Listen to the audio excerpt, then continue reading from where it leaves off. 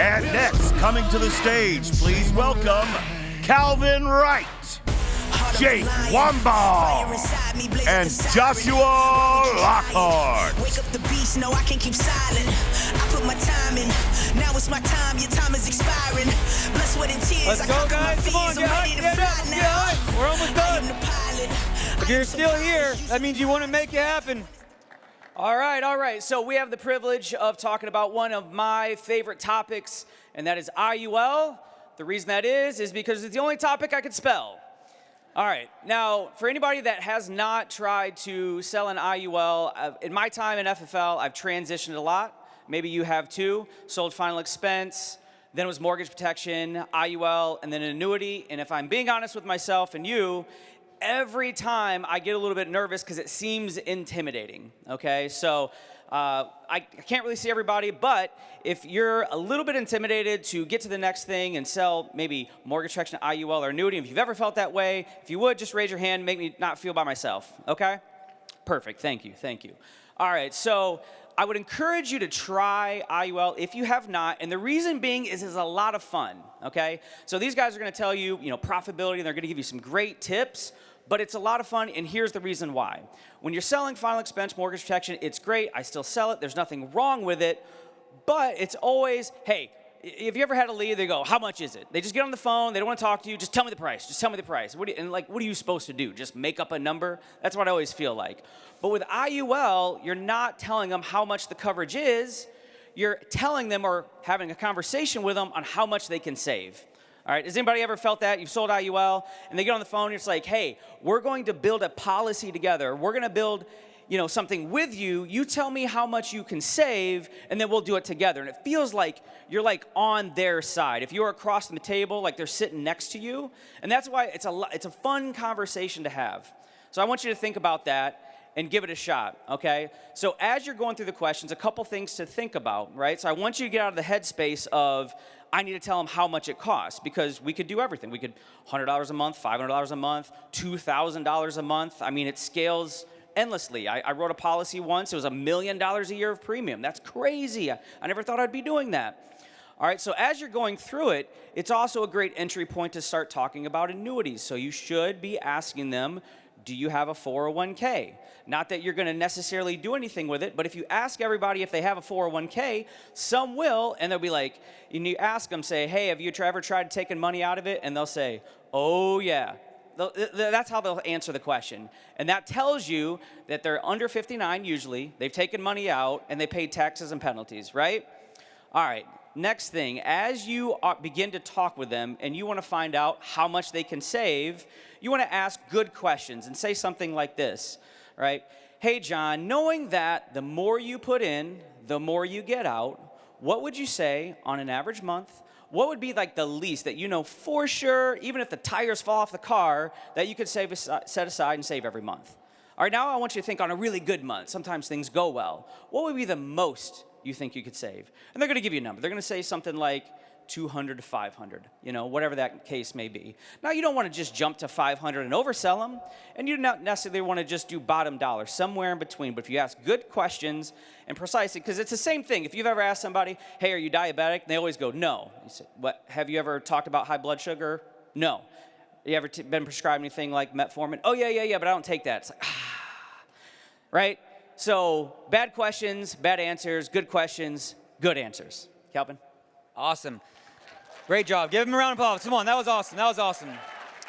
So profitability with IULs. The one thing I want to emphasize on first before we jump into this is that if what you're doing is working at a high level and you're doing it, this is not the time to jump ship and try something new. This is something that you would add into what you're doing and later let it overtake what you're already doing and exchange it, right? We don't ever want to swap something out. So if it's already working what you're doing, continue what you're doing. With IUL profitability, the one thing that I've learned from hitting Hall of Fame on every lead type is that the IUL is probably one of the easiest things to sell because it works in every single scenario for somebody as long as they're healthy. I never would start a call with like, hey, you're gonna get an IUL immediately because I love the product. I still do the same thing that everyone else does, which is discovering, figuring out what the client's health is, figuring out what the need is, and then supply it as a solution, right?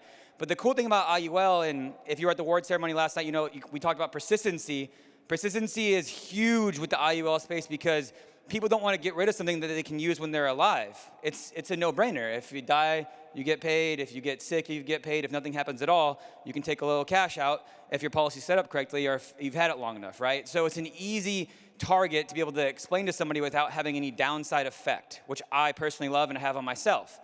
Now, with persistency inside the IUL, what we've learned over the last, or what I've learned over the last 5 years of doing this career is that almost all of the IULs that I've ever sold, I've had the least amount of issues with in terms of people calling me, asking me if they can lower the premium or cancel it or whatever. Like, it just doesn't really happen that often because it works for them no matter their situation at their time of life, right? So with that being said, if you're thinking about getting an IUL, you should definitely explore that option and write one on yourself first because it's the easiest way to discover new things in the product and be able to run through the situation, run through the illustration, and do it on yourself first so that when we talk to a client, you already know what to do and the process is much smoother.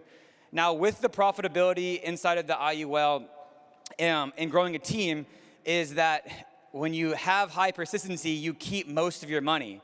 So if you get your team selling IULs, the cool thing is you will have less chargebacks, which let you keep more money. So give it a round up for the persistency and the IUL product and keeping the money because that's what we're going forward in this future and it's going to be amazing. Jake? Appreciate you, bro. So I've got two things for you guys who are looking to increase profitability by writing IUL business. So one is going to be taking proper financial suitability for the client.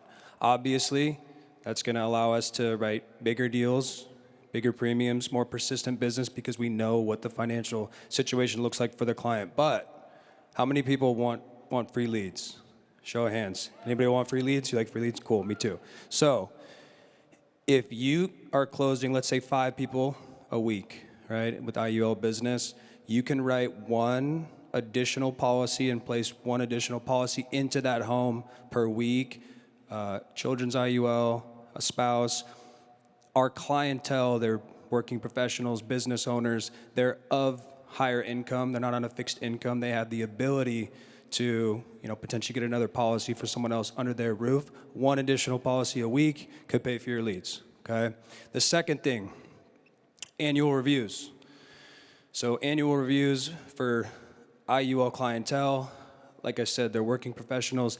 Typically, their financial days are brighter ahead, right? They're working up in their career, building their business, so annual reviews are key. Maybe there's a new child, grandchild, maybe an inheritance with an annuity opportunity, something like that. But getting in front of those clients every single year, if you sell someone who's 38 years old, probably gonna get in front of them a lot more than selling someone who's, 82.